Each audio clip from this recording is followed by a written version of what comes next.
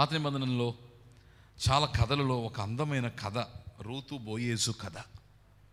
Ruth బోయేజు నీవు చూచినప్పుడు రూతు, the identity of Ruth was not of Israel but a cursed land.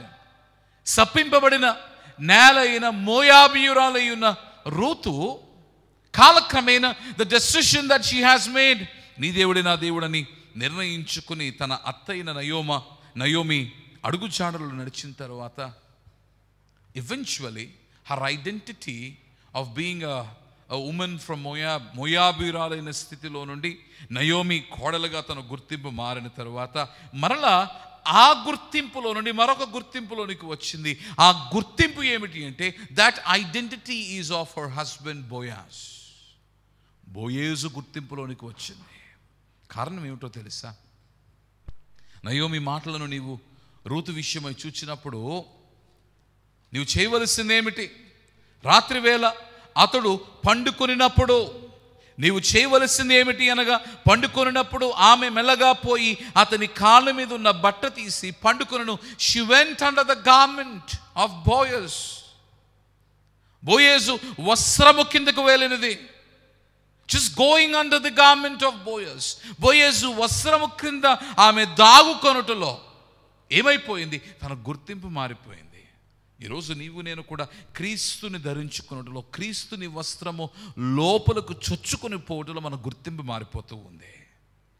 Ruth బోయేజు విషయంలో నీవు చూచినప్పుడు దేవుని బిడ్డలారా, ఆ వస్త్రము ఎవరిది?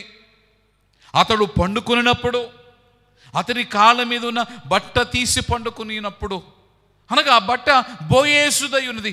ఆమె గుర్తింపు మారుటకు, ఆమె బోయేజు భార్యగా మారుటకు ఆ బట్ట కిందకు వెళ్ళే ఆ ప్రక్రియ ఎంతో కారణమై ఉండగా, ఆ బట్ట ఎవరిది అనగా బోయేజుది. నీవు క్రీస్తుని ధరించుకున్నప్పుడు నీవు గుర్తుపెట్టుకోవాల్సింది ఏంటంటే it is no more your garment. ఆ వస్త్రము క్రీస్తునిది. నీవు క్రీస్తును నీవు ధరించుకుంటూ ఉన్నప్పుడు నీవు ధరించుకునే వస్త్రము నీది కాదు, కానీ క్రీస్తుని వస్త్రము పరిశుద్ధాత్మ వలన నీకు బహుకరింపబడు ఆ వస్త్రము నీవు ధరించుకున్నప్పుడు యు ఆర్ ఆఫ్ క్రైస్ట్. నీవు క్రీస్తు వాడవగుచూ ఉన్నావు. నీవు బోయేజు రూతు కథలో నీవు చూచినప్పుడు ఆ వస్త్రము క్రిందకు వెళ్ళుటలో వారు ఏకమయ్యారు. మునుపు వారు వేరువేరుగా ఉండగా వారు ఒక్కటయ్యారు కాలక్రమేణా. That garment made them one.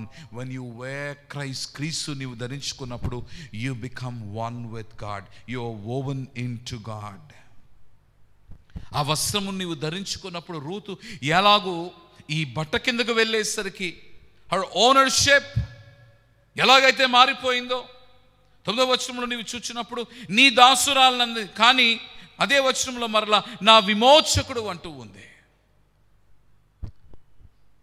దాని అర్థం ఏమిటి అంటే it is no more my identity. నా గుర్తింపు ఏది లేదు. నేను నయోమి కోడలు అనడం లేదు, నేను మోయాబీరాలు అనట్లేదు. I belong to you. నీవు క్రీస్తును ధరించుకున్నప్పుడు యువర్ ఓనర్షిప్ చేంజ్.